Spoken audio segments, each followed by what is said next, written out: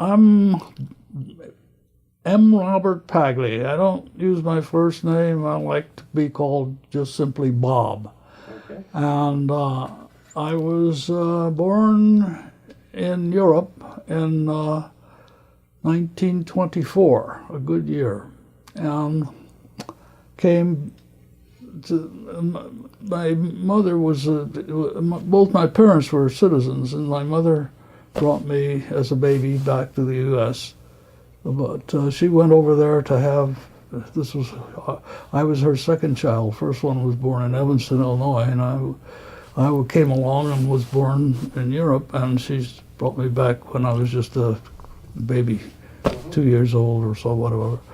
So anyway, I joined RCA after I graduated from Purdue in October of 1944. I was one of those students that was on an accelerated program, so I got my degree in about 2.5 years, and of course I'm practically blind in this eye from a childhood injury, and so I wasn't drafted, and my RCA came along and interviewed me and offered a trip to the East Coast and take a look at the place. So I decided to join up.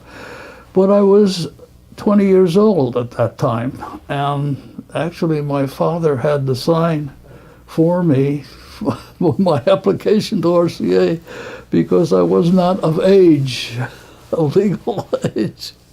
So anyway, I started in December of 1944 and down in Camden. And it was with a service company which said they would send me around the world. So I thought, this is great, I could do my thing. And indeed they did. Didn't take long to put me into a program. RCA was building a thing called a JT, which is a sonic listening device used on submarines to get directional data into the submarine target data computer, which then sends the fish to its destination. And the idea is that they listen to this cavitation noise caused by ship screws. And this was an RCA design with a synchronous detector, so that they could have a meter that showed when it's right on target, it was center scale. But if as you moved, you worked the handle to work the servo that rotated the thing.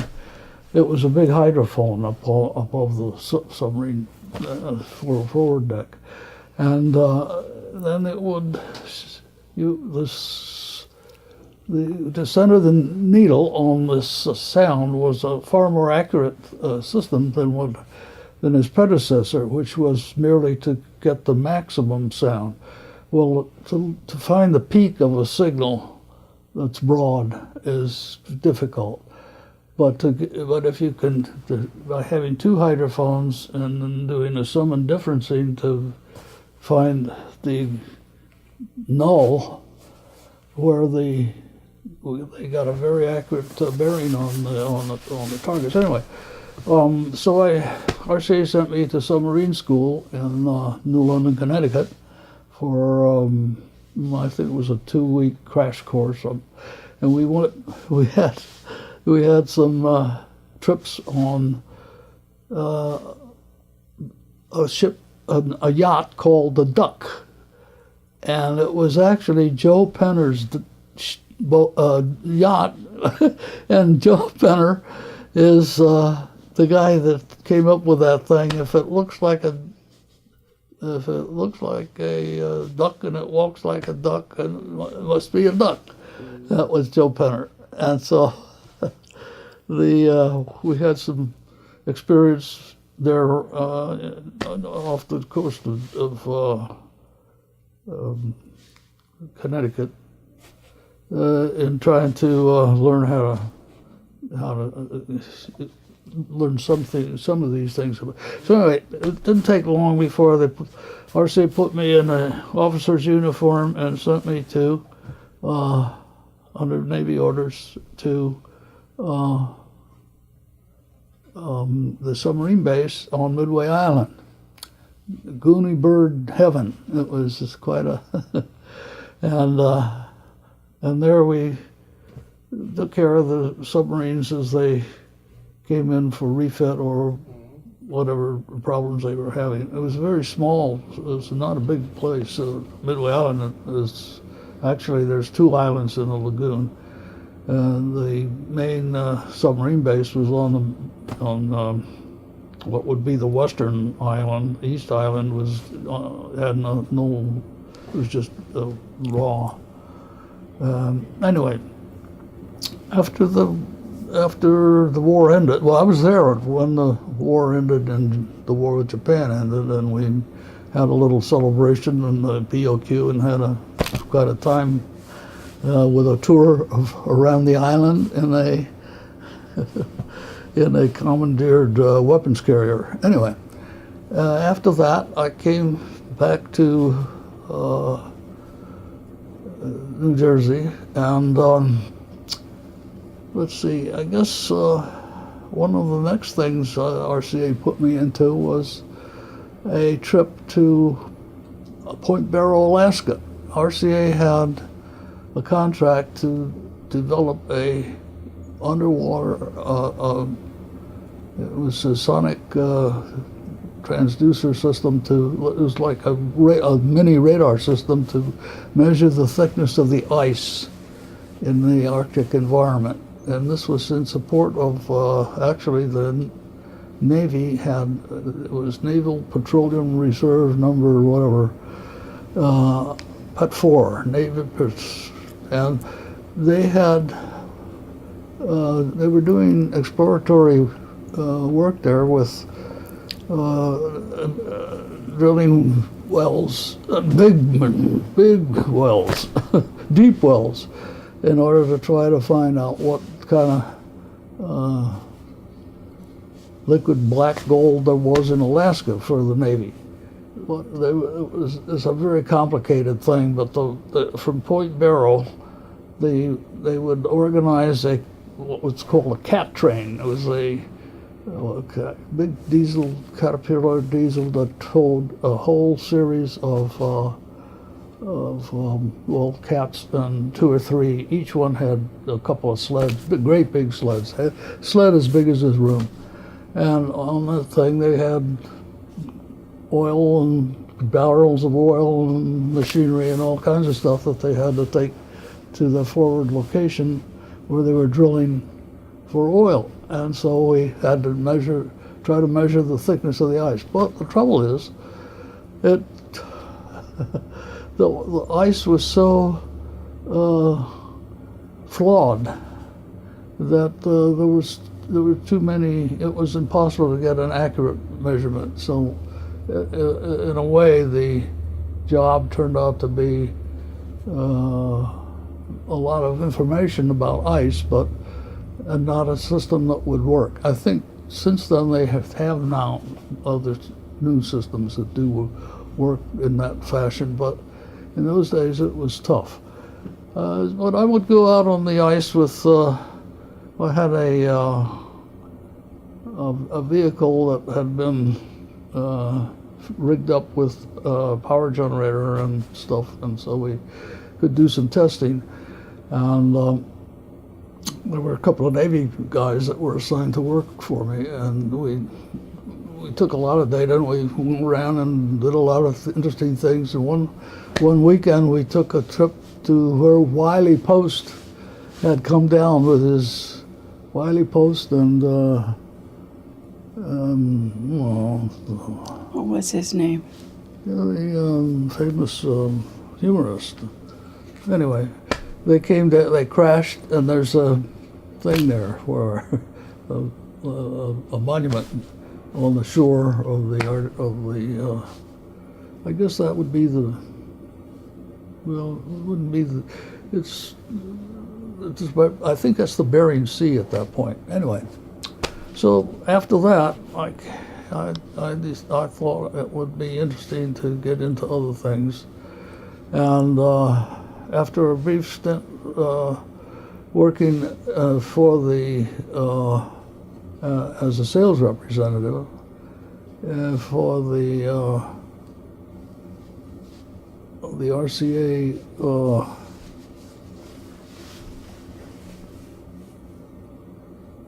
TV, radio transmitters, antennas, studio equipment, cameras, all this stuff that went into a TV station. And I did sell one station in Memphis, but the things were very difficult because the freeze was on. The FCC was trying to decide how close together they could put these TV stations and not have co-channel interference or adjacent channel interference. And so after some difficulties early on, they put a freeze on building more TV stations. So that shut the whole activity. RCA was really hurting at that point with this broadcast division. So anyway, at that point, I got sent to on a contract with the State Department for instructing the European countries in NATO on modern weapons and radar, computers, anti-aircraft artillery, which in those days that was the only thing that was active for countermeasures. But in the process, I started out in Belgium, but it got so miserable up there with all the rain and cold and the weather and lousy, so I asked for a transfer and got shipped to Rome. And that was really great because that's where I met Lynn. And well,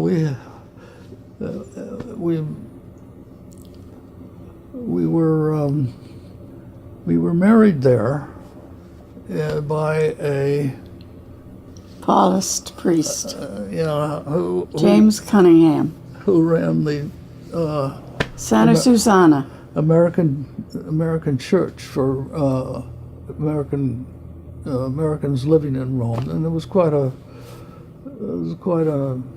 number of people there that went to that church. Anyway, this Father Cunningham fixed it so we could get married in Vatican City, because to get married in Rome, which is part of Italy, is a very complicated affair. But to get married in Vatican City, it's a breeze.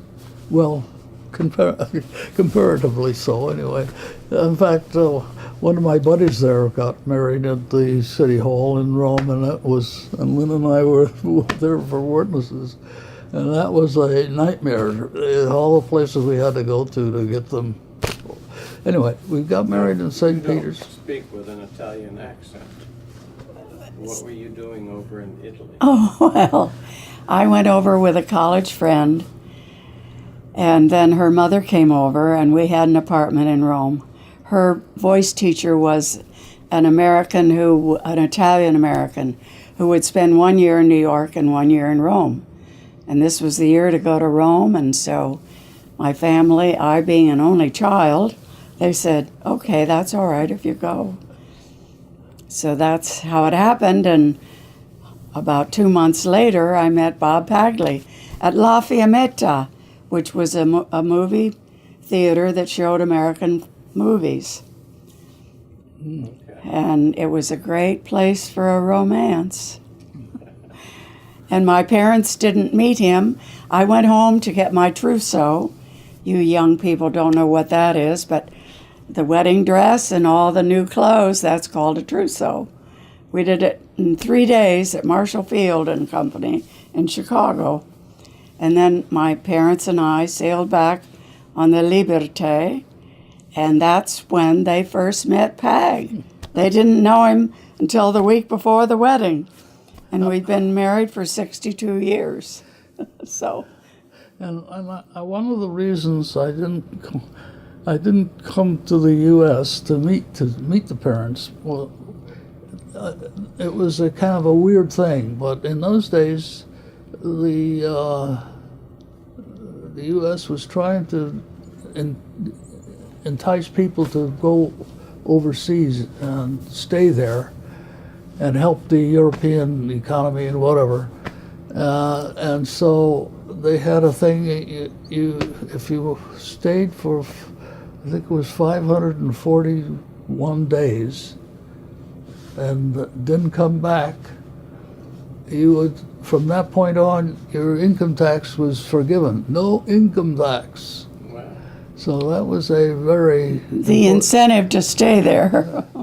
for about 5 years. So it was. I didn't want to, because if I had come back even for one day, it would kill the thing, and I'd have to start the 541 days all over again. So our daughter was born there 3 years later, and we came back to the States when she was a year old. But I would also add that my husband speaks Italian like a true Roman. Well, I had. They thought he was a native. They thought he absolutely. His Italian is so excellent. Not really. Yes, it is. They thought It was. They thought I was a hillbilly. No, they didn't. And our Anne, who is a graphic designer and now lives in Portland, Oregon, she went back. She had a semester. She was at Temple, and she had a semester in Rome. And she met my husband's a ham radio operator, and he would speak every Sunday to this Italian dentist, Franco Angeloni, every Sunday. So we said to Franco, Anne is coming. We hope you can meet her. They adopted her. She's their American daughter. And she and her husband even went sailing on their honeymoon there. So Anne speaks Italian like a Roman. And always on a Truly. kind of RCA. Well, anyway, we came back. Now, with the RCA story. Go ahead. Well, RCA is what really married us in a way. I married RCA, and then I married her on account of RCA. So anyway, we came back, and I went to work in Moorestown for what was then called Missile and Surface Radar, and was involved with mainly the precision tracking radars that we were building here in Moorestown. It was the ANFPS-16. It was a whole family of these things. The ANFPS-16, the ANFPQ-6, TPQ-18, et cetera, et cetera. There was a whole series of these, and these radars were fantastic. They were instrumentation radars that were as accurate as a well, we advertised them to be a tenth of a mil precision. Accuracy is something else. Accuracy depends on your alignment and how you have it oriented. But precision was a tenth of a mil, which was exceptional in those days anyway. What year was this that you came back to Fif- Morristown? 58. No, 56, 1956. 56. And Go ahead. we did I did a lot of the pioneering work with these radars, and I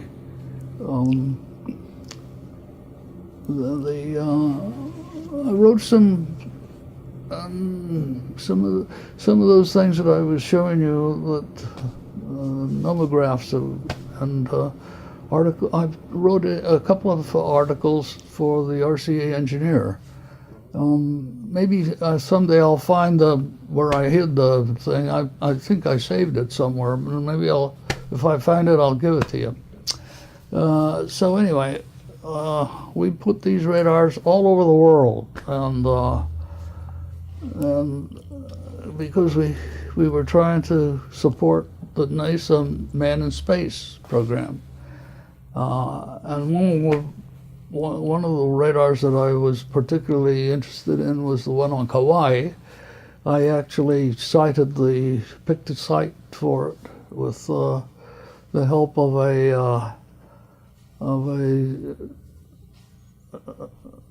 an instrument that came from Pearl Harbor with the operator, the fellow that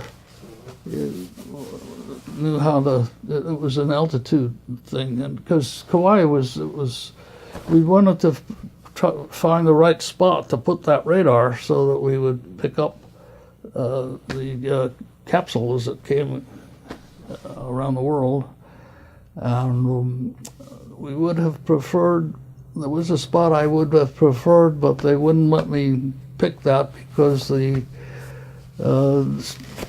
state, Kauai anyway, had its own smaller radar up there that was, so it was like a contest for the federal government and the state government, so the state government won, and we didn't put it exactly where I would have preferred, but we picked a good spot for it anyway.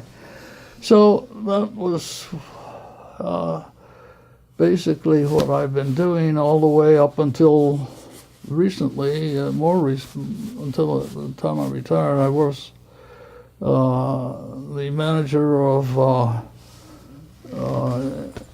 the Aegis signal processor design and development and production. And so the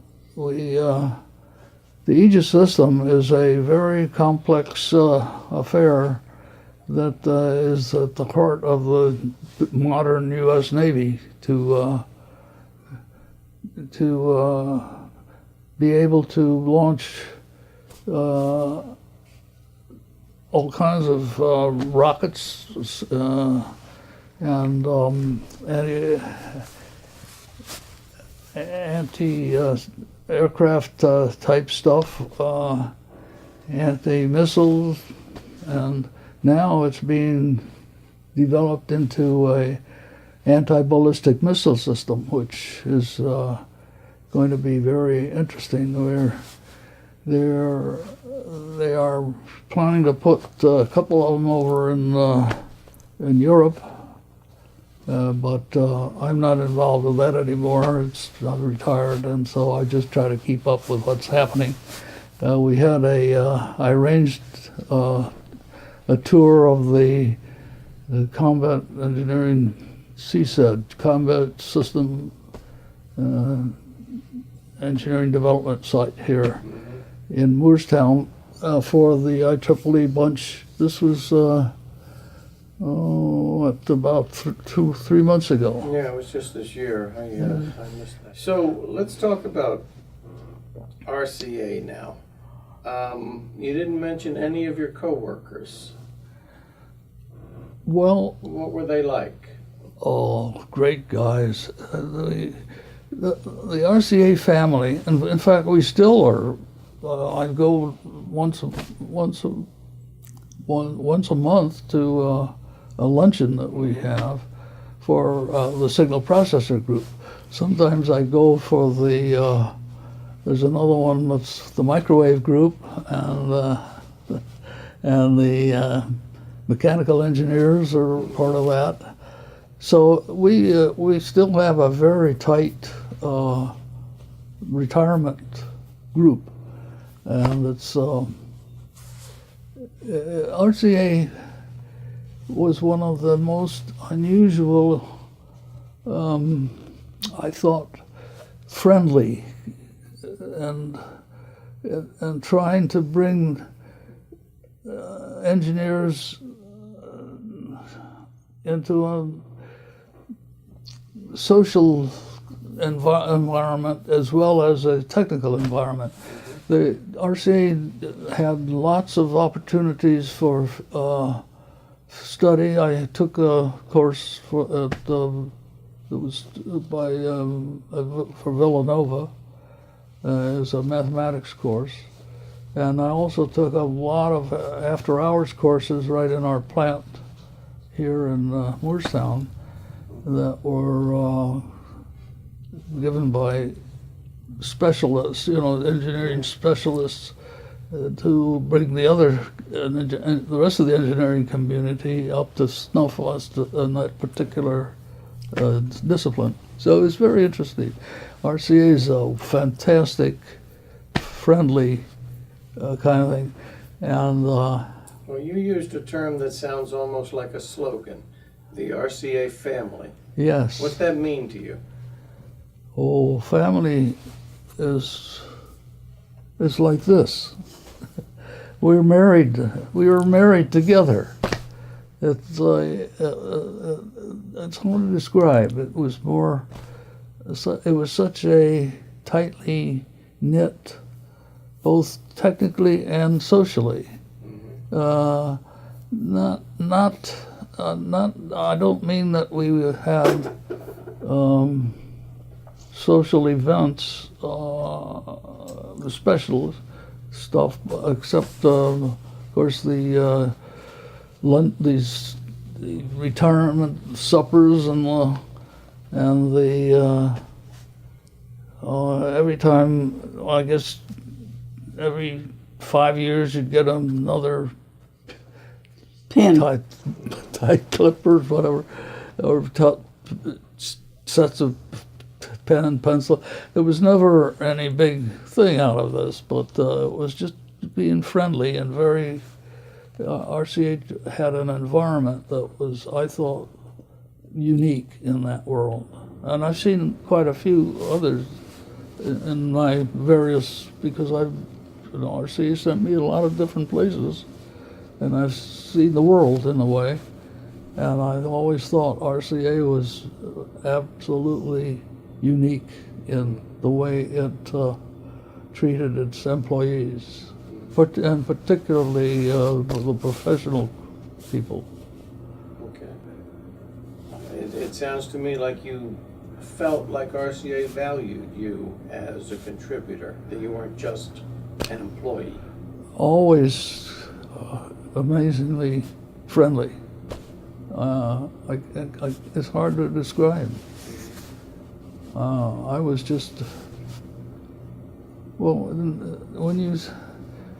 I guess I was for 43 years up to the time I retired. So, that's a long time to work for one company. People won't do that today, hardly.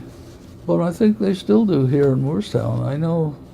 I see some of the guys who retire and come to these luncheons, and so there's still very much a family here. What about the influence of RCA on South Jersey? Do you have any opinions on that? Well, I think it's between the Camden plant, the Moorestown plant, and the one at Hightstown, Princeton.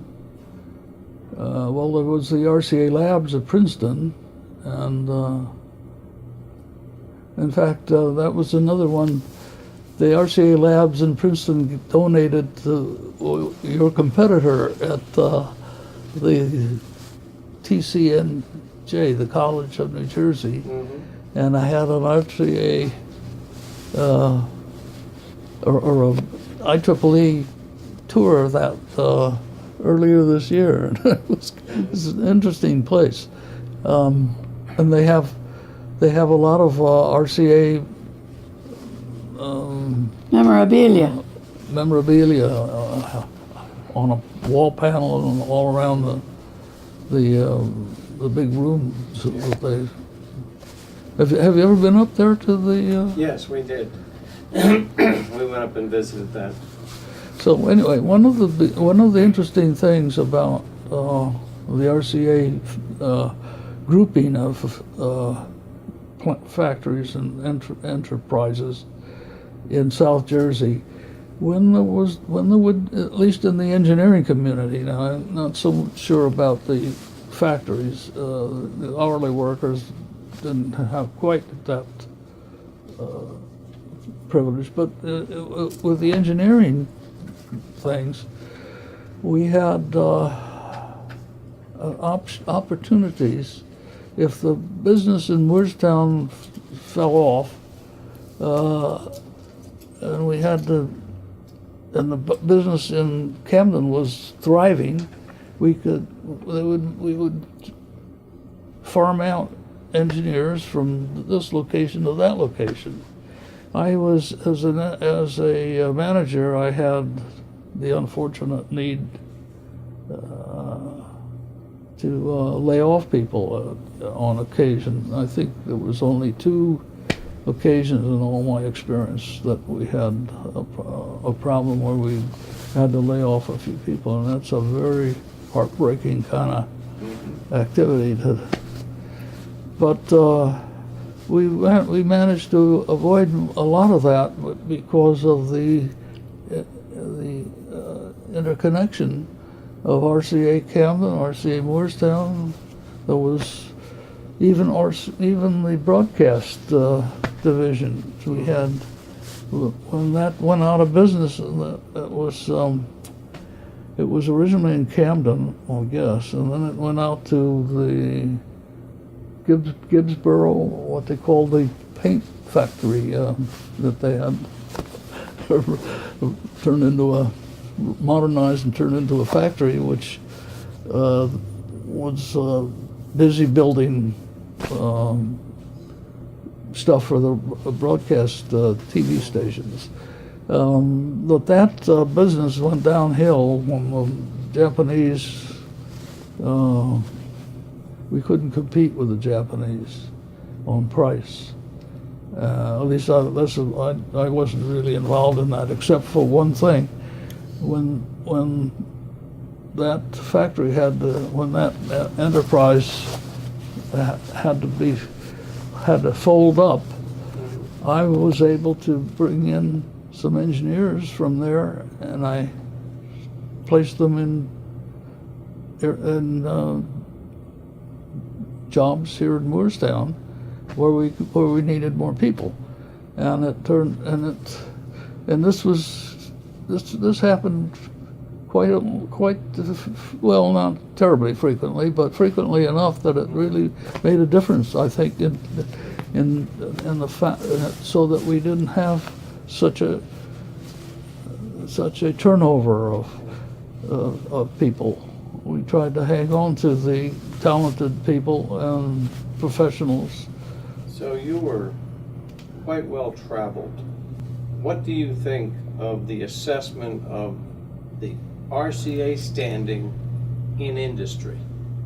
How did other technical people view RCA? Oh, I think it was, I had one of our, I remember a guy at Wallops Island, one of the Wallops Island, one of our radars was there on a beach, and another one a little bit further inland. Anyway,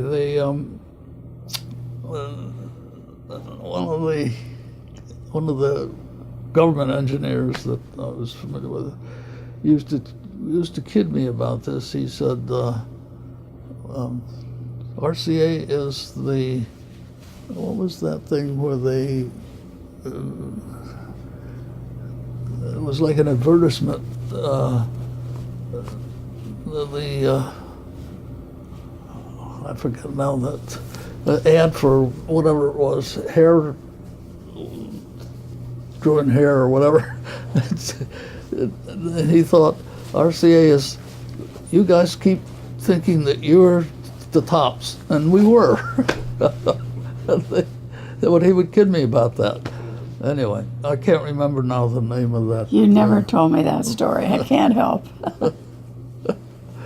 Well, so, as Bob's wife, what was your impression of the RCA family? Like family. And he was home for lunch every day. Boy, you can't get any better than that. In fact, at one point, he brought all the engineers. Fortunately, I had foreknowledge about that. No, we have a patio out here, so we. Well, that was at the other house. That was on Edgemore Drive. Oh, we had it here too. We were very fortunate. Yeah, we've lived in Woodstown since we came back from Europe in 1956. So how about your supervisors? What was your impression of them? Always very helpful, very trying to help me improve, and I never had any conflict. We all got along very well, and I thought generally they went out of their way. Well, I did too, to try to make things as pleasant and as efficient as we could.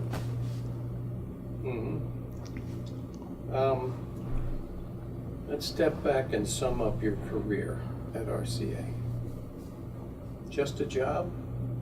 Oh, not a job. It was a life. His calling. Yes, it was a life, and a wonderful one. Good. Have we left out any stories?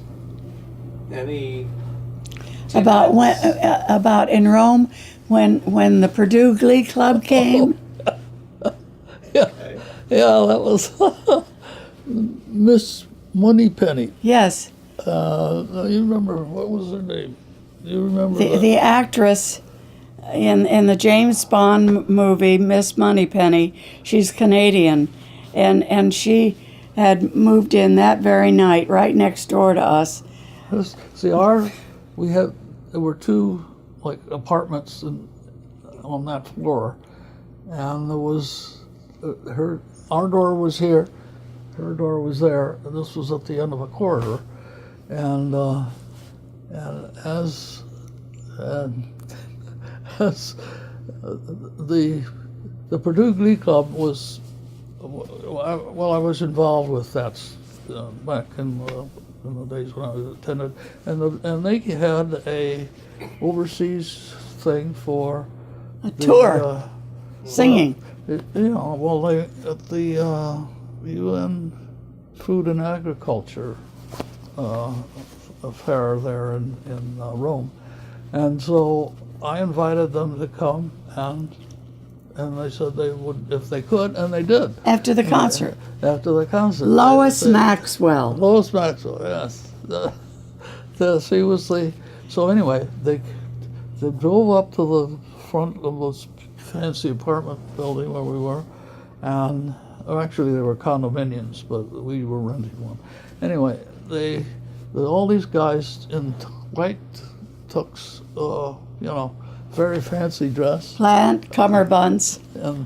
and they all filed out of this bus, and they tried to, as many could, get into the elevator, but the elevator wasn't that big, so they went up. There were four flights of stairs.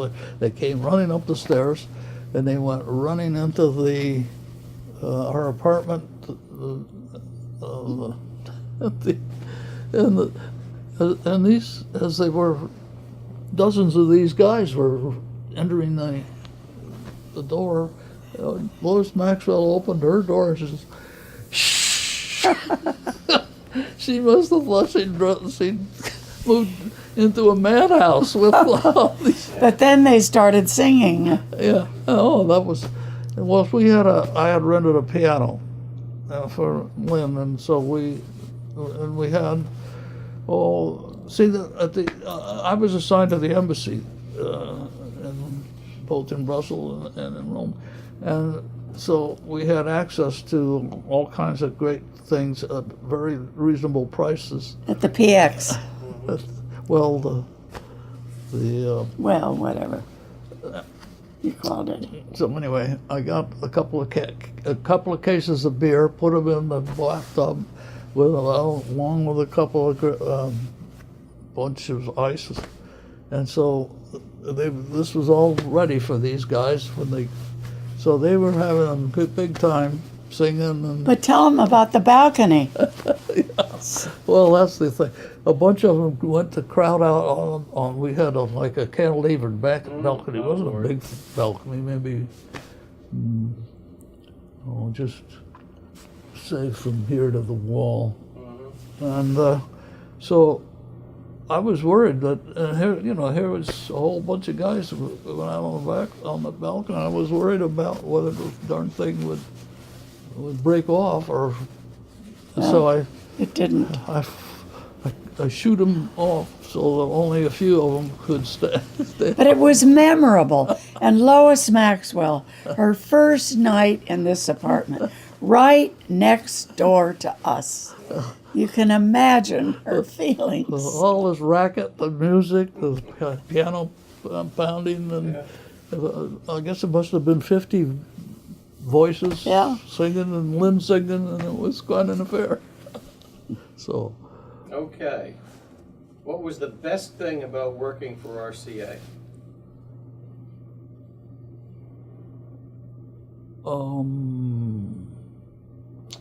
Being appreciated. I think that was the best. What was the worst thing about working for RCA? Well, disappointment.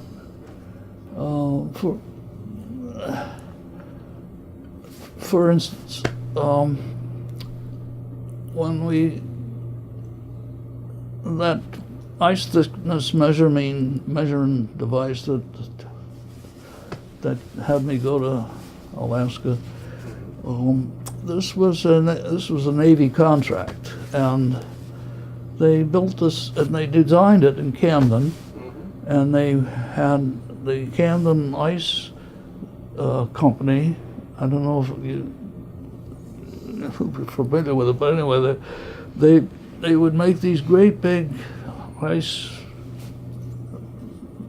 500-pound ice, and so they would take these things into the lab in Camden, and they would use this to test the device. And of course, with this beautiful ice that came out of a ice factory, the thing worked perfectly. But I thought, well, we'd better, before I go all the way up to Alaska, I want to see if we can't test it in the real world here. So we went over one of these, just the other side of the river,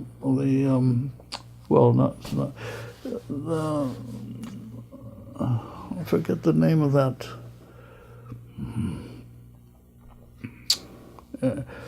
It's a fancy hotel and lake and stuff, and the lake was frozen over, and I said we would go and test this thing on that lake, so we did. And indeed, the problem was, when we went out on the lake, it didn't work. There was too many flaws in the ice. It was impossible in the real world to make it work. So, but we also went into a boathouse, which was covered over. The ice was solid under there, and we tested it there, and it worked nicely, just the same as it worked in the lab. So, in a way, this was my biggest disappointment, that we had developed this thing. I really was not in on the original design of it. I just was dragged in to do the testing, and I thought this was not a viable product. And I thought we should just cancel the contract and say, well, we tried. Well, RCA didn't want to do that. Because they had a contract, they had money. The contract said, you got to go test it in Alaska. And I said, well, I'll go, but I think we shouldn't, but because it's expensive, living. when I got there, it was black. There was no sun. Around noontime, there would be a little bit of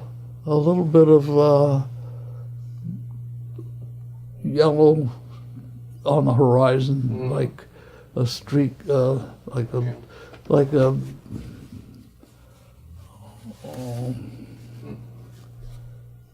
well, like at night here, but it was black. It was 24-hour. It was really It's quite. depressing. No, it was interesting, but it wasn't. Well, You like sun. I had fun with that actually. At one point, we put our equipment including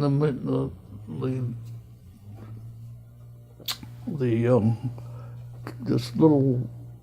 It was almost. I forget what they call that thing. It was like a weasel, but tracked vehicle.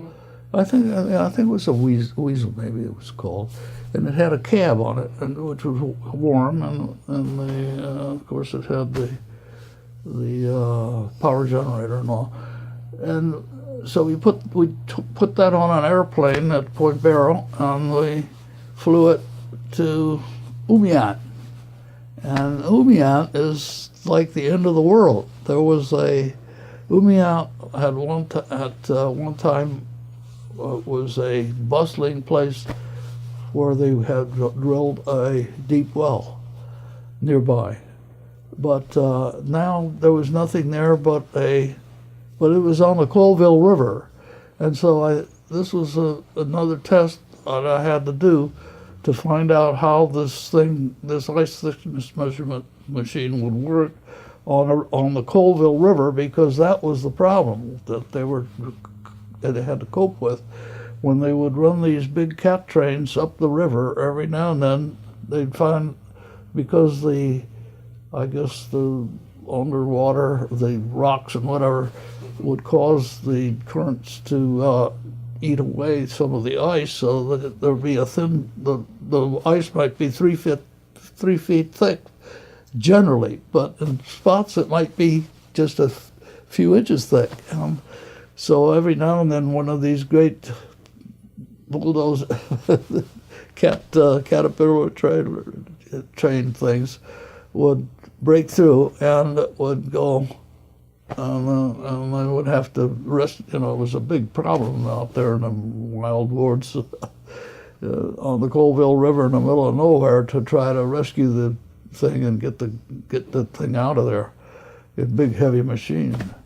But when I went down there to try it on the ice, and I found the same thing. Of course, it didn't work there either. But I did go. I got out of the cab of this diesel, and I went up the hill, and I went into this oil well building, because it was so cold. I guess they had to build a building around a derrick, and there was this gigantic machine. The thing is as big as this house anyway, with a big derrick in the middle and a huge machine in the bottom, and generators, all this stuff, all idle because they had done, the job was over, but rather than, it was such a difficult place to get in and out of, that they didn't want, even though this was pretty expensive machinery, they just abandoned it there, and it probably is still there. So.